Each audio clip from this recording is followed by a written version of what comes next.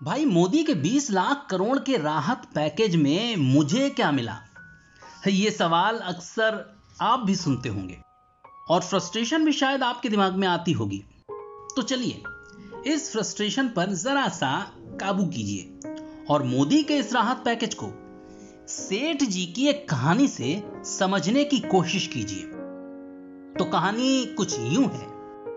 एक बार 10 दोस्त मिलकर एक ढाबे पर खाने को गए। बिल आया 100 रुपए। 10 रुपए की एक थाली थी। मालिक ने सोचा कि क्यों ना बिल की वसूली देश की कर प्रणाली के हिसाब से की जाए। तो ऐसे में पहले 4 जो बेचारे गरीब थे उनका बिल माफ हो गया। 5वें को देना पड़ा 1 रुपया, 6ठे ने दिए 3 रुपए, 7वें ने 7 रुपए, 8वें ने 12 रुपए, 9वें ने 18 और 10वें के हिस्से में आए 59 रुपए। सिलसिला यूं ही चलता रहा। साल भर के बाद मालिक बोला, भाई आप लोग मेरे इतने अच्छे ग्राहक हैं तो क्यों ना मैं बिल में आप लोगों को 20 रुपए की छूट दूं। अब दिक्कत यहां पर यह थी कि इस छूट का फायदा सबके बीच कैसे बांटा जाए। अब पहले 4 तो पहले से ही मुफ्त में खा पी रहे थे। तो एक तरीका तो यह था कि 20 रुपए बाकी के 6 में बराबर बांट दिए जाए। ऐसी हालत में 4 के साथ साथ 5वां और 6ठा भी फ्री में खाने लगा। इतना ही नहीं, चौथे को 2 रुपए 33 पैसे और 5वें को 33 पैसे घर ले जाने के लिए भी मिल गए।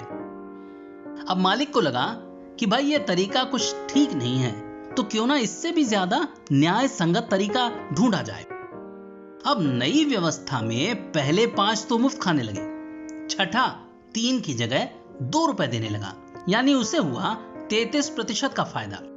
7वां 7 की जगह 5 रुपए देने लगा, यानी 28% का फायदा। 8वां 12 की जगह 9 रुपए देने लगा, यानी हुआ 25% का फायदा।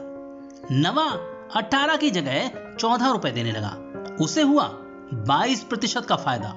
और 10वां जो अभी तक 59 रुपए दे रहा था उसे देने पड़े 49 रुपए, यानी उसे हुआ सिर्फ 16% का फायदा।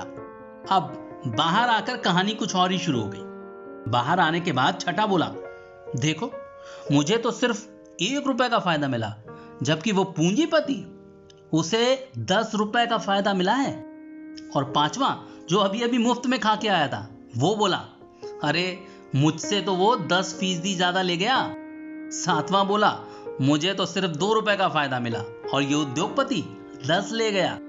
पहले 4 बोले, अरे भाई तुम लोगों को कुछ तो मिला, हम गरीबों को तो इस छूट का कोई फायदा ही नहीं मिला। अब ये सरकार सिर्फ पूंजीपति, उद्योगपति और सेठों के लिए काम करती है। मारो पीटो फूंक दो। और सबने मिलकर 10वें की जबरदस्त तरीके से पिटाई कर दी। अब सेठ जी पिट पिटा के चले गए इलाज करवाने सिंगापुर या फिर ऑस्ट्रेलिया। अगले दिन वो उस ढाबे पर खाना खाने नहीं आए और जो 9 थे उनके पास थे सिर्फ 40 रुपए, जबकि बिल बना था 80 रुपए का। तो दोस्तों, अगर उस बेचारे को हम यूं ही पीटेंगे तो हो सकता है कि वो किसी और ढाबे पर खाने लगे जहां उसे टैक्स या फिर राहत पैकेज प्रणाली यहां से बेहतर मिल जाए। तो दोस्तों, ठीक ऐसी ही कहानी है हमारे टैक्सेशन सिस्टम की और हमारे बजट और राहत पैकेज की। उद्योगपतियों और पूंजीपतियों और टैक्स पेयर्स को चाहे कितनी भी गाली दे दीजिए, लेकिन कहानी तो यही सच है